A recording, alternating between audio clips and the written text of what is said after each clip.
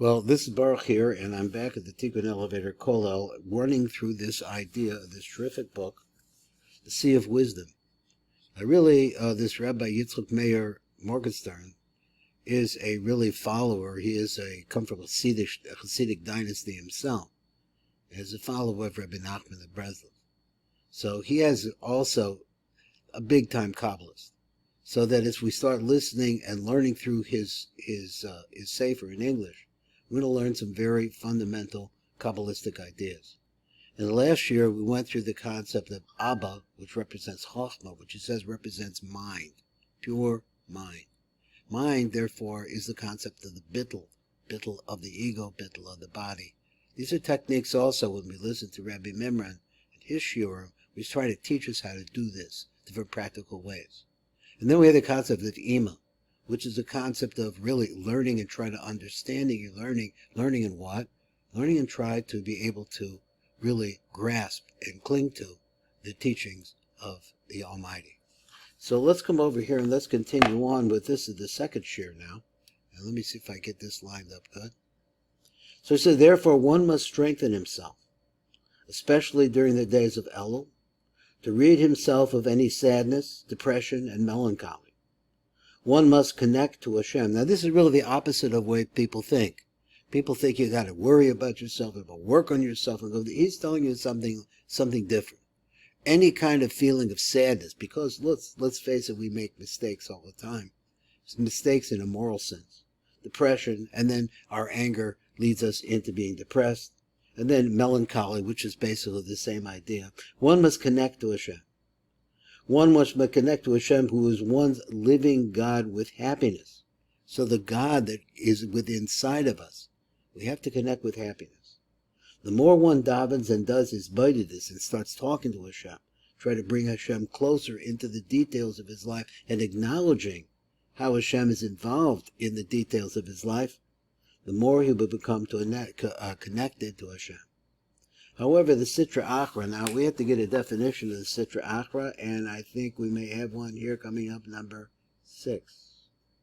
Literally translated, it is the other side. Sitra Achra means the other side. Achar means the other one. Sitra is the side.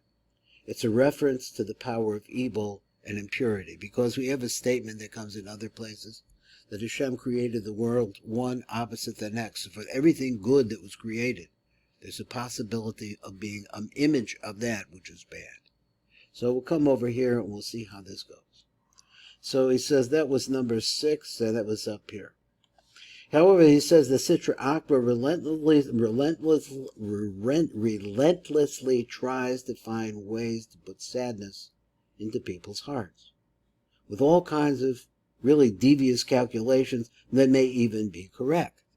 So this is comparing to this to Rabbi Mimram, where he's talking about the left side of a person's brain, which is constantly on the defensive and is arguing and going back and forth, to the right side of a person's brain, which is open and open flow. So he says, of all kinds of devious calculations that may even be correct. They can be correct. But the question is how do they apply in a relationship to the one reality that exists, which is Hashem? One must know that all thoughts of sadness are ultimately coming from the Sitra Achra. Therefore, one needs to be happy constantly without thinking. So here about thinking, that's where Rabbi Mimran is learn how to not think. But here he says without thinking about what may come his way, or how the future will pan out, which is that argument going back and forth in the head of trying to constantly be on the defensive. One needs to live and be happy in the present moment and work to drive out any thoughts that will bring feelings or thoughts of sadness. One must be in a state of happiness for the Shekhinah to be upon him. Therefore, the Sitra Achra constantly seeks ways to invest him with sadness. So we're always looking about the insults that we have, about the fact that we're not treated the way that we should be, the fact that the business deal didn't work out, all these different things that constantly happen. Problems in the family, problems in the business, things that just happen out of no place, accidents, all different kinds of things. This can make a person sad. even if there are legitimate reasons for one to be sad, like being stooped in physicality or subpart of avodas Hashem. Say, for example, now listen what he says. What are the things that reasons for a person to become sad? He says, like stooped in physicality, your appearance, your physical appearance, what kind of car do you drive, what kind of clothes do you wear? Or he says, or subpar of avodas Hashem. Hashem. Now, that could be many different things for many different people, because one thing that Rabbi Nachman teaches is that a person has to sing out from who he is. So some people are scholars, and they're just made because, as we say in other places, they have a neshama that comes from the Malchus of Atzilus. These people want to come to a very, very great place, but then all of us are not like that. All of us may have the very lowest service to Hashem. Service in the synagogue, maybe helping in many different ways of doing acts of loving kindness, or a subpart of avodas Hashem, that a person doesn't live up to his individual potential. Thinking about it too much usually just makes one sad and depressed when things aren't going well, or you may be angry and you're going around it over and over and over again. One needs to remind himself that the Shekhinah only dwells upon one who is joyous. One needs to have mesiras nefesh. He has to devote himself, absolute dedication, to always be happy and joyous. Now we have this concept simcha. Simcha doesn't just mean to dance and sing. It's really a deep idea. Now let's look at it like this. Let's take the word basimcha, being in joy. So being with happiness. Has the same letters as the word machshava, thought. So let's look at it. Here's a mem, there's a mem, here's a ches, and so on and so forth as you go back and forth. So machshava means thought. If one merely thinks about Hashem, trusting in Hashem and rejoicing in His elokus, this will enable that person to feel the Shekhinah, to dwell, and feel the Shekhinah that dwells within him. The key is to concentrate on the yichud Hashem, the unification and happiness in it, even if it is yet to be felt physically or emotionally. Just let me point out, this concept of unification is a basic, really important concept in Kabbalah. It's the concept of what we call the yichud, making opposites into one. Because although Hashem is only one, and all reality is only oneness, but the path of bringing His light into this world is a path that separates. And so we have to find that oneness within everything. Even the smallest thought of happiness will eventually spread throughout one's entire body and elevate him to higher levels until he ultimately reaches the level of complete happiness. One must appreciate the value of even the smallest joyous thought and any spiritual level of tshuva he attains, because if one persists, it can do wonders for the person. One's main kedusha is dependent on the very first levels that he starts out on and attains. Now, kedusha is a word that's been pointed out to me, which means holiness in English, but it means separation from evil. So as a person turns himself away from the thoughts that make him sad, then he can find his way into another domain that is the domain of kedusha. These initial levels become the seeds that eventually permeate his being. They cause him to grow to higher levels and overflow into outward expression. One must search for the source, which is to find any bit of happiness in the depths of one's mind. So that's the idea, is that we have to look into our minds and see any bit of happiness to cling to. This will then spread until one merits true happiness. Like the song of the Shir Pashot, Kafel, Meshulash, and Maruba. Now we're going to go over this phrase. This is something that is part of Breslov Chassidus, and is used, at least that language is, and we're going to see it right now in a minute. And the idea is like this, is that if you've ever heard the phrase Nach, Nachman, Nachma, Nachman, and then it says Ba'uman. Well, the first part is what we call the Nach, Nachma, Nachman. It's called the Revuah. And it has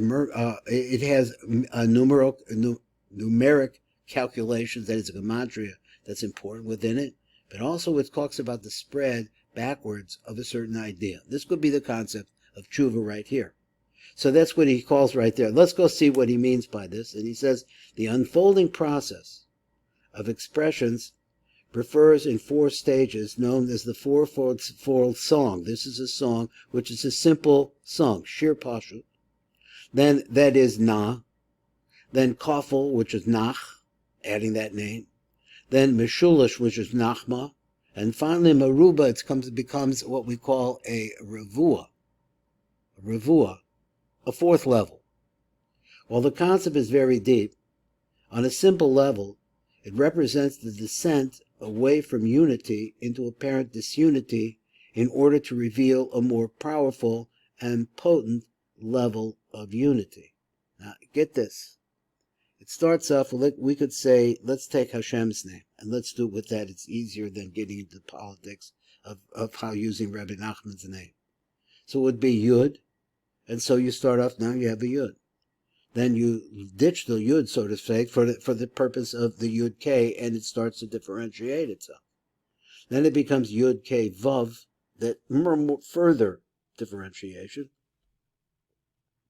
until finally it becomes Yud K Vav K, and now we see the manifestation of the whole idea. First it seems to be going backwards, but ultimately it comes to completion. So I said the movement away from unity into multiplicity, that's the idea of kafel meshulish, until it arrives at the farthest place, the unimaginable, or a place imaginable, which is called the meruva, is in truth the loftiest level of yichud. So this is the highest level. Now let's just look a little bit more. So this is the inner meaning of the pasuk, Hashira Chazois ad Tumam. So this song until it comes to the end, which is literally translated as the words of the following song until their completion. However, the word tomam, their completion, consists of 2 words. It could be tom mace, meaning to get rid of death. How do you do this? Through the power of this song. The happiness that spreads throughout a person's entire being, one can merit to tom mace, there it dies, which is to get rid of all feelings of death in his life, make an end to the concept of death. That's how he pronounced it. He translated. To ensure that during these holy days of Elul, and especially as we move closer to Yom Kippur, especially on the holy day of Yom Kippur, one does tshuva for all the times that he became sad and depressed. He needs to focus on the power of yichud. Although this is difficult to do, to focus on this, one needs to begin with even a small, subtle thought of tshuva out of happiness in the yichud of Hashem. He has to find some way to see how it is that Hashem is united with his life. This is like the small letter Yud, which is the very beginning of the song of the Shir Pashut. So the first is the letter Yud. Then it will spread and expand until it becomes completed into the Shir Kafel Meshulish Meruva. It keeps going forward until it goes backwards and winds up in Meruva as the entire name. Thus he will merit to indeed return to Hashem and receive the light of the Yechidei Doros. Now, what he said. Let's just read this little blurb down here at the bottom, as he speaks of this word Yechidei, which is the illuminated one of the generations. Rabbi Nachman and his students taught that there were 5 tzaddikim who were called the 5 Yechidei Hadoros, the exceptional tzaddikim of the generations. These unique tzaddikim have an aspect of the soul of Moshe Rabbeinu, who was the root of the souls of all the Jewish people. Now, in another place in the Likutei Moharan, Rabbi Nachman's teaching, I also saw that this is called the Ruach. They share the same Ruach.